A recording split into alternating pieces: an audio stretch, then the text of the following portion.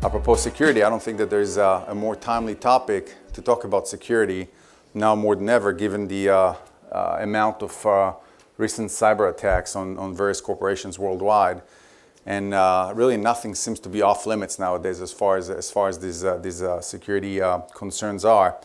And so the next panel will discuss how to effectively devise a security strategy that is going to scale and allow you to defend yourself and mitigate the cybersecurity risk.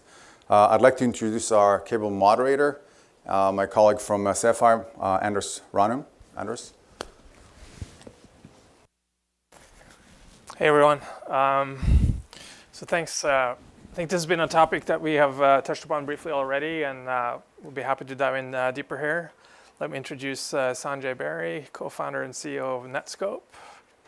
Justin Tomani, he's the Chief Strategy Officer at SAP. And Bruno Kurtik, co-founder and VP of Product and Strategy at Sumo Logic. I think we'll just dive straight into it. As we heard throughout the day, and as everybody's fully aware of, between the Equifax breach, WannaCry ransomware, everybody's thinking about cybersecurity, and as everything is kind of increasing in digital exposure and footprints and the attack surfaces and where I do my compute and applications are just expanding. Maybe Justin, how's SAP thinking about this? And I think you've been there a year and a half, 2 years now, maybe. And yeah. Wait, I got to think about this. No. When we take a look at security, and just for context, so I'm accountable for all physical security globally, all product security, and then of course all enterprise security, networks, workstations. And so when we look at any sort of compromise that has occurred in the industry, it's not necessarily the actors, while that might be interesting and in a movie set kind of way.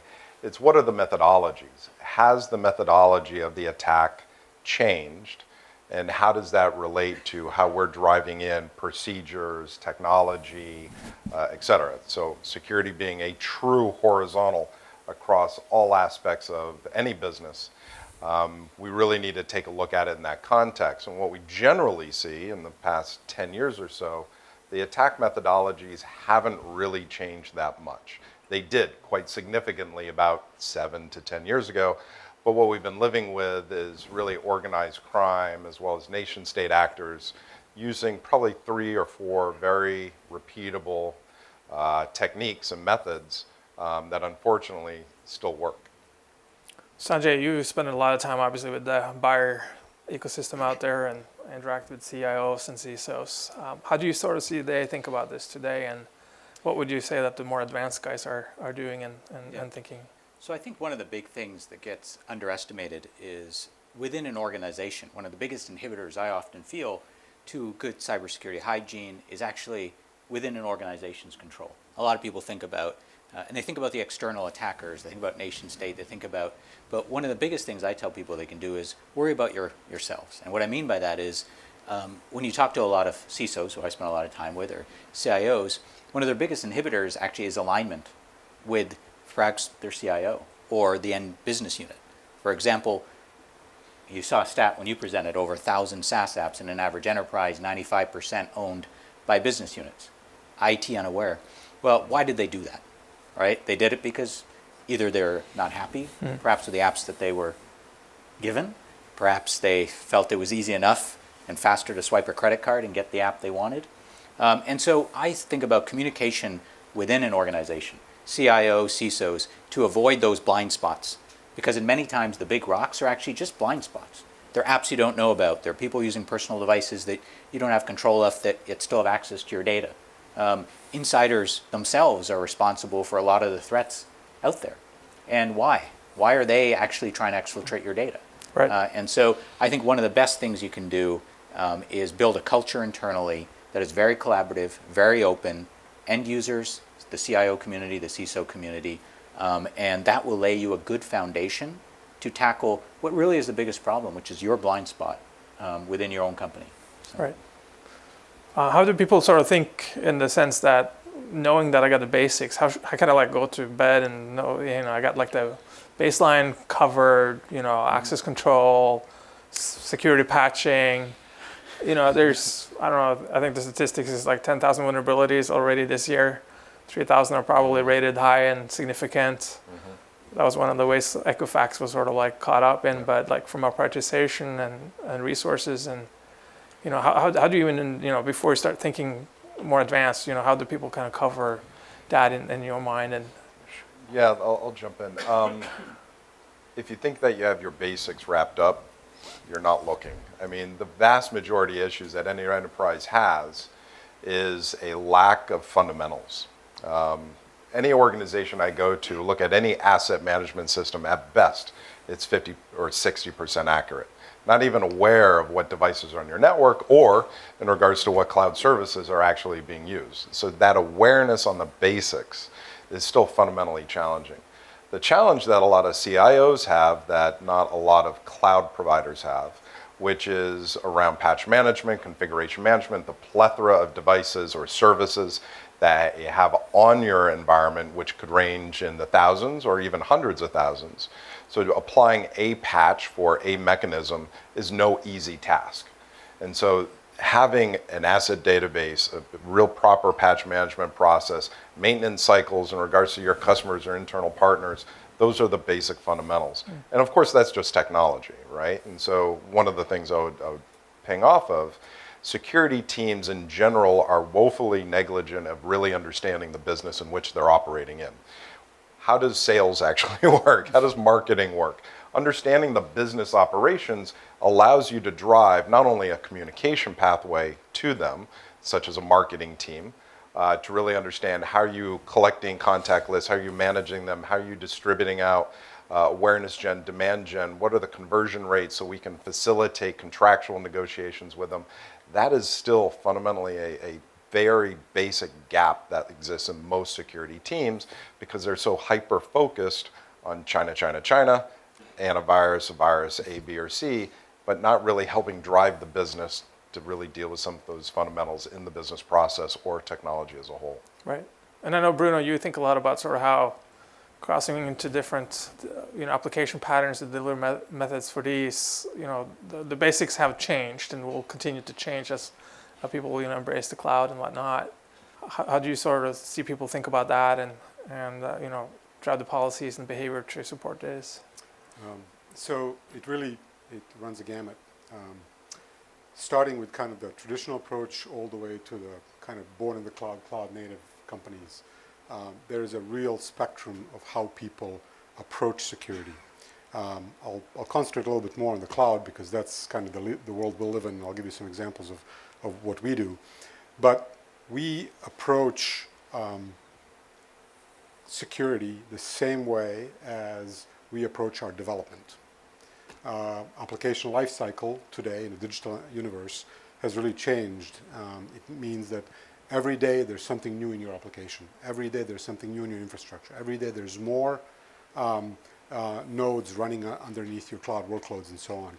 And so in that universe, it's not possible to do this manually. So automation is key. And so the way that we see people attack this problem is they build security into each layer. In the cloud universe, everything is porous. There is no defined perimeter. And so if the code that you write that is going to run in some container somewhere in the cloud isn't itself aware of whether it's secure or not, and if it's not doing things to communicate to the larger universe of what is the state of its own security, it's not doing the right job. So there's a fundamental difference between what a cloud and an on-premise world look like. And I believe this, and not everybody does, is that your cloud is as different from your data center as your data center is from your mainframe. And people have to adopt a very different mode of thinking as they migrate workloads on how they're going to secure them. Culture change, life cycle changes, technology, attack vectors change, all of this stuff. And so it's a whole new world out there. Well, I'd probably take that and add a finer, for an operator's perspective, an extension onto that. I think we're going through a major transformation in the security industry as we speak. Take digitization on the businesses or the interconnectedness of supply chain development, product development, and kind of release and completely changing, in some of these cases, Netflix, Uber, and others, what that product really is. From a security perspective, we've always had a separation from application security and enterprise security. But to get true scale, what we're really needing to do is to merge those teams together, have a completely different skill set to create a security services that drives scalability across all applications and environments. So for instance, take PKI. Everybody needs to encrypt, we need to have key management, et cetera. But not all environments should have key management, because managing a PKI environment is as painful, well, it's just painful. And so having a service that interacts at an API level into those applications that you're running makes a lot of sense. So that what that changes is we're hiring more developers to do security engineering and development work to drive scalability of those security services, whether they're in containers or otherwise, which is a stark difference of how security has been done historically in major enterprises. Born in the cloud environments, Facebook, Netflix, and others are mostly software developers in the security team than anything else. And I think that's a huge transformation that we're going into. Just, to jump off of that, we just set a customer advisory board recently. And in that customer advisory board, there are large companies the size of many of your companies here, and maybe one or two born in the cloud native companies. And we asked the question, how many of you in the room have security teams that are separate and distinct from other teams? And only one hand went up. And then when we asked the follow-up question, which was, who is responsible for security of your workload? Everybody in the room raised their hand. Yeah, that's, one of the big things that a lot of organizations talk about is, and we talked about this a little with the autonomous vehicle, in every session there's always collect more data. Right. We need more data.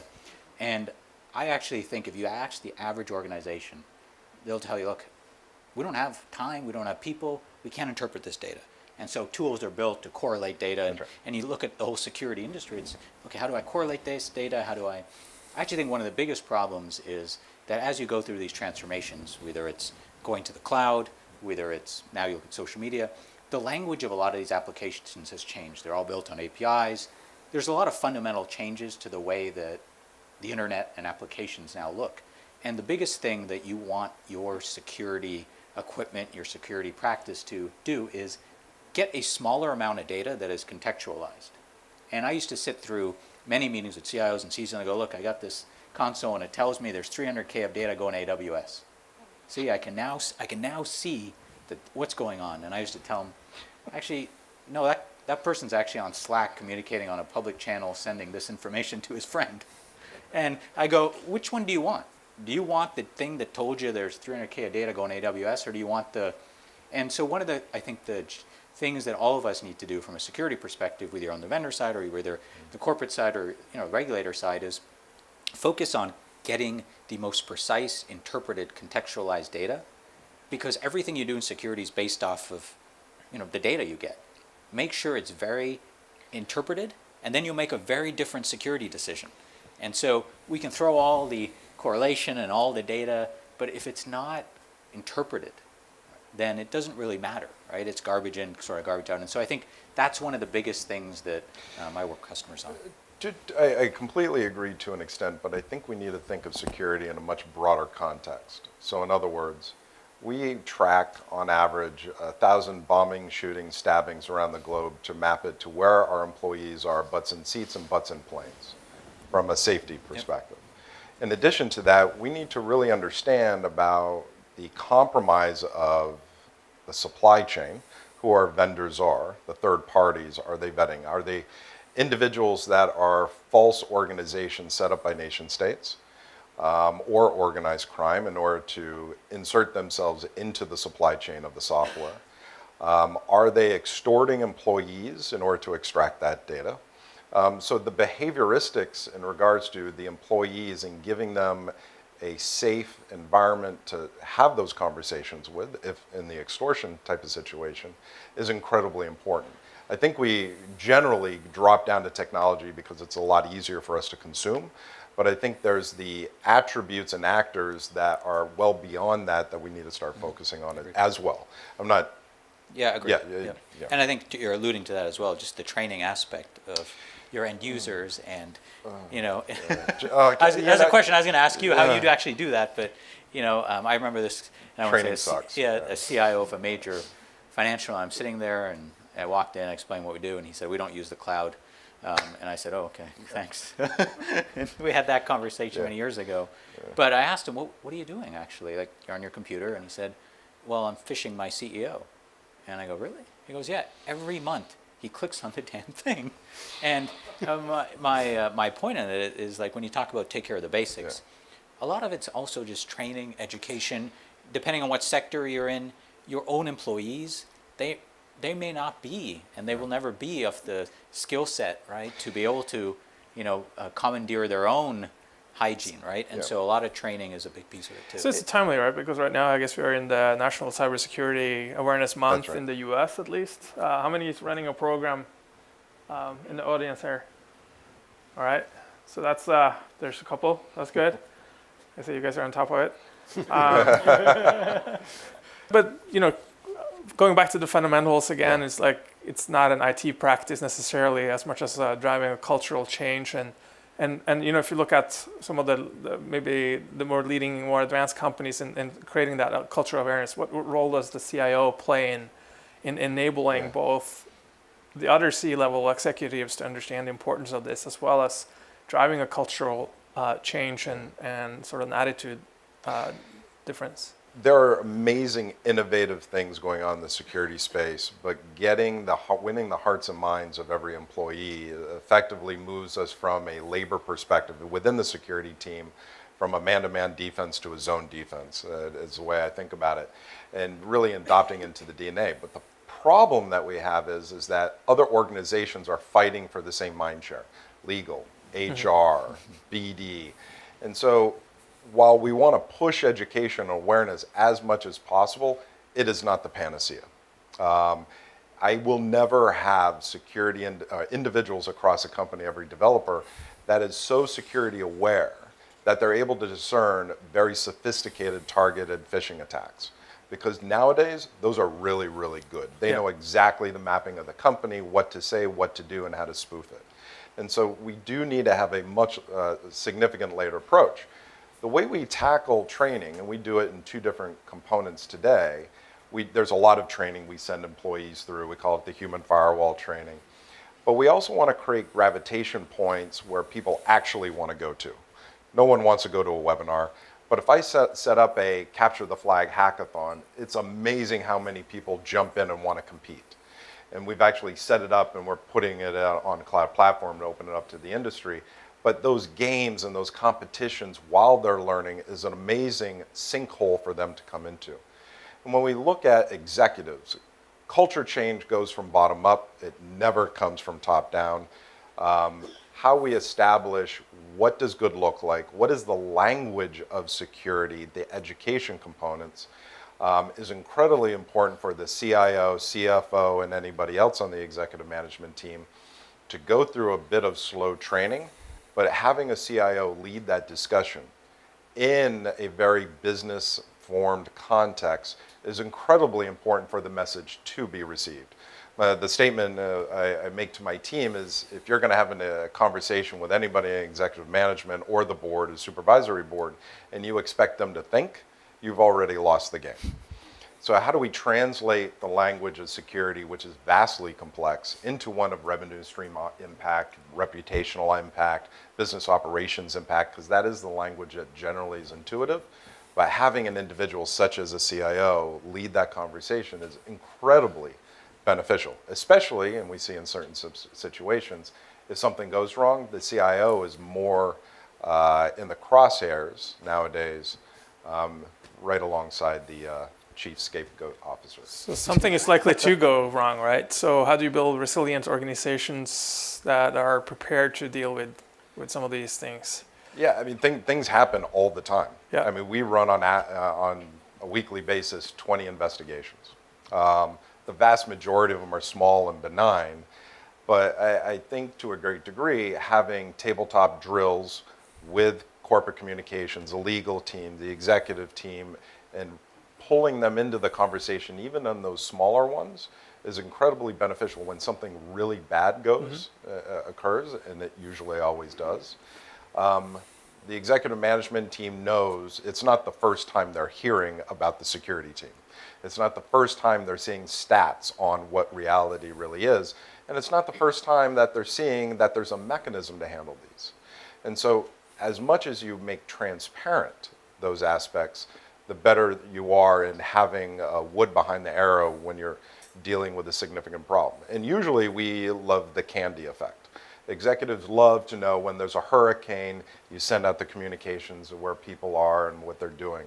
When they see something like a major public incident, you're able to summarize it and educate them in the process. That goes a long way of winning the hearts and minds of the executive team. Bruno, you guys run your application obviously as a service as well, and this got to be top of mind for people in your operating organization. How do you guys think about this inside Logic? Well, so we started thinking about this before we actually wrote any code. That's not that long ago for many of you, but for us it's, ancient history. 7.5 years ago, we hired our CISO before we wrote any code, and we had her be embedded in our development team to build a foundation that is secure, because we are used by companies like yours to secure your infrastructures. We figured, well, if we're not secure, you won't trust us. If we ever have a breach, because we're a SaaS service, we are gone as a company. We don't exist anymore. And so we've been running a continuous program of evolving our security posture.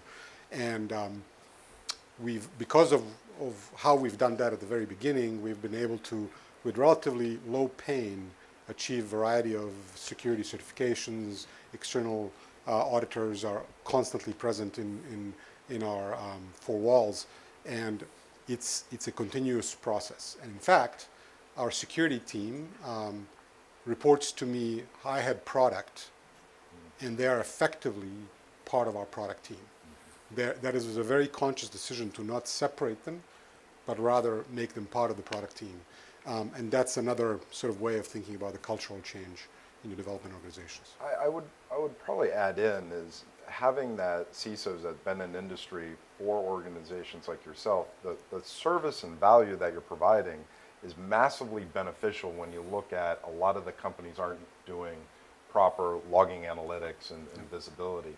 And so having them have the translation of what is the security team to the development team in that product development is massively beneficial from an overall service. Yeah. So Sanjay, you guys help people kind of think about and mitigate cybersecurity as an impediment to, or help them manage, business risk.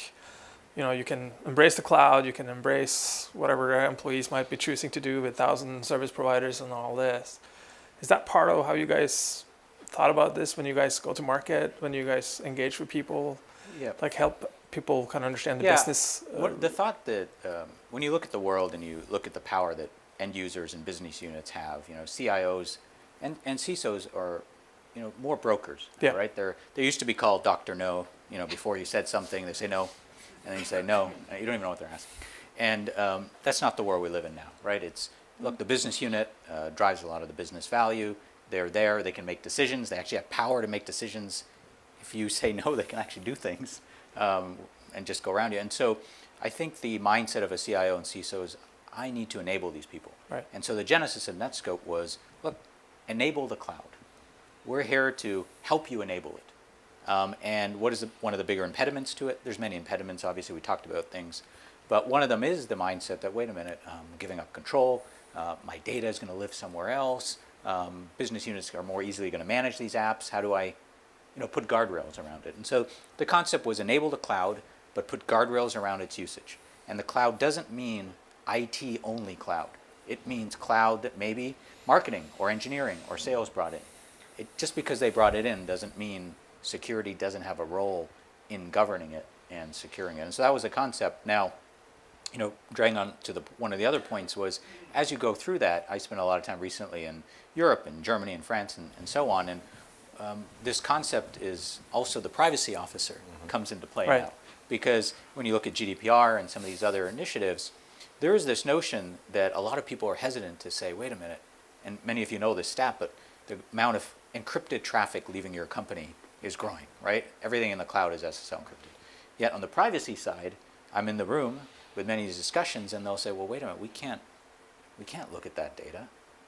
It's who knows what they're doing. They could be going to their own personal application, and if we look at that data, that's a problem from a privacy. And so they've been struggling with this, security, regulatory, GDPR, privacy, and in many cases, why I talk about internal getting it straight is like you take that argument of I can't look at my data because it's encrypted because I may violate one of my employees' privileges. Well, what's worse, right? That data going up into some application and you can't govern it because you can't see it, or guaranteeing that you're not looking at your employees' data when they're on your network. And so I think there's also this reckoning that has to happen between privacy and security where there has to be a middle ground. And what I do see, unfortunately, happening in some organizations, they take the extreme on one or both sides.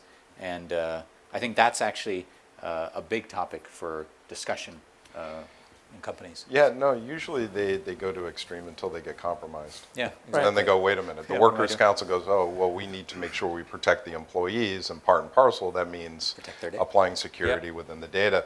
And in the conversations I had with a lot of security teams out of Europe, where you see those finer negotiations coming on board, whether it's email usage and then e-discovery and the conflict of personal use within that,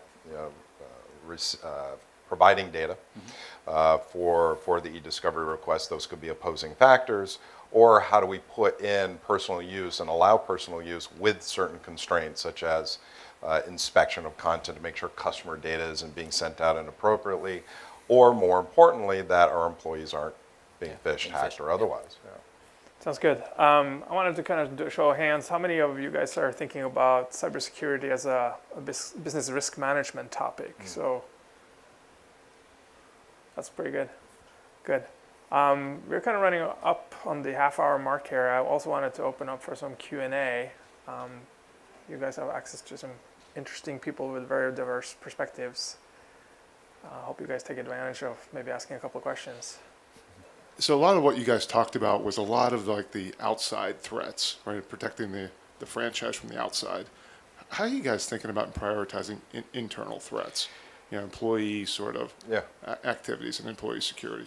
For us, it's huge. And so generally when you break it down to put it in context, of all the attacks that you generally hear publicly, it's usually an 80-20 rule, 80% organized crime, 20% nation state. For us, because of what we do for all of you, it's not really a compromise of SAP, but it's a compromise of our products to result in a compromise of all of you. And so it's a systemic, existential kind of threat. And to that point, we start looking at nation states or very sophisticated organized crime individuals becoming employees or extorting and compromising an employee, which is very, very common. In part and parcel with that sales guy that's going to a competitor and taking all the contacts, which is very typical or common, or I can't give a pill for stupid, and so individuals make mistakes all the time, and we need to kind of counter that.